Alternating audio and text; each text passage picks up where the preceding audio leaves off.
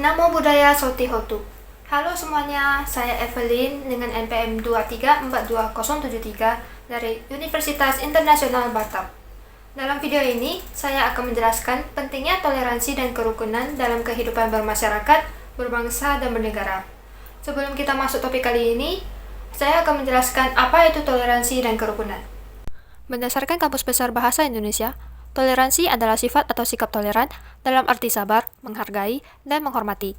Sedangkan kerukunan adalah kesepakatan masyarakat yang dilaksanakan berdasarkan keragaman dalam kehidupan sosial, baik itu budaya, etnis, maupun agama, untuk mencapai tujuan bersama. Hal ini berkaitan erat dengan kerukunan hidup beragama, yang artinya adalah suatu kondisi di mana semua golongan agama bisa hidup bersama-sama secara damai, tanpa mengurangi hak dan kebebasan masing-masing untuk menganut dan melaksanakan kewajiban agamanya. Perlu diketahui bahwa bangsa Indonesia adalah bangsa yang majemuk.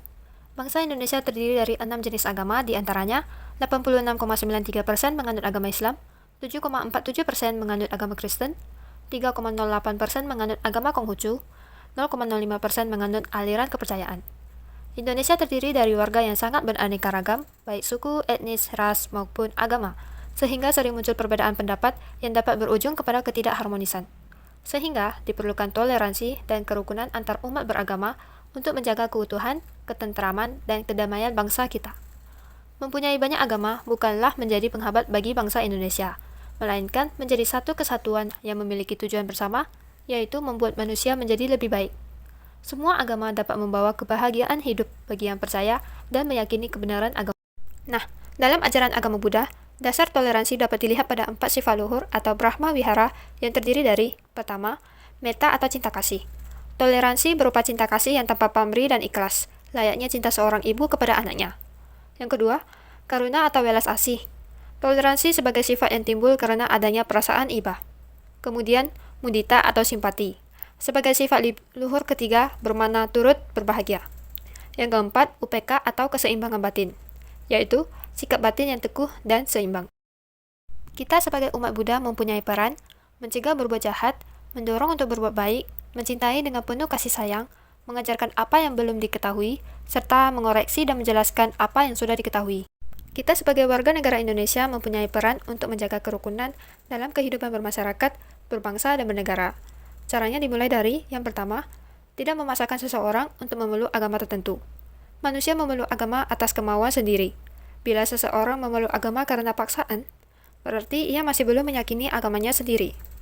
Yang kedua, bersikap sabar, tidak membeda-bedakan dan menghargai perbedaan. Setiap agama pasti mempunyai adat dan pandangan yang berbeda-beda, sehingga perlu kita hormati perbedaan tersebut. Jangan pula kita hanya membanggakan agama sendiri dan menjelek-jelekan agama. Yang ketiga, meningkatkan pemahaman tentang agama dan keberagaman. Kurangnya pemahaman tentang agama dan keberagaman dapat menyebabkan munculnya stereotip dan prasangka negatif terhadap umat beragama lain. Oleh karena itu, penting untuk meningkatkan pemahaman tentang agama dan keberagaman melalui pendidikan dan dialog antar umat beragama. Yang keempat, menghindari penyebaran berita hoaks yang berkaitan dengan agama. Berita hoaks yang berkaitan dengan agama seringkali menjadi pemicu konflik antar umat beragama. Hindari menyebarkan berita hoaks yang dapat menimbulkan kecurigaan atau kebencian terhadap umat beragama lain. Yang kelima, membantu orang lain tanpa memandang latar belakang dan agamanya. Semboyan Bhinneka Tunggal Ika mengajarkan walaupun kita berbeda-beda, tetapi kita tetap satu. Ketika orang lain mengalami kesusahan, sebaiknya kita membantu dan menolongnya. Nah, di sini saya hanya menyampaikan pesan yang saya ambil dari kutipan Prasasti Batu Kalingga nomor 22 Raja Asoka. Isinya adalah, janganlah kita hanya menghormati agama kita sendiri dan mencela agama orang lain tanpa alasan dan dasar yang kuat. Sebaliknya, agama orang lain pun hendaknya kita hormati berdasarkan alasan dan dasar yang kuat pula. Oleh karena itu, kerukunan yang dianjurkan dengan pengertian bahwa setiap orang hendaknya mau mendengarkan dan bersedia mendengarkan ajaran agama yang dianut oleh orang lain. Demikian video saya mengenai pentingnya toleransi dan kerukunan dalam kehidupan bermasyarakat, berbangsa, dan bernegara. Terima kasih. Namo Buddhaya.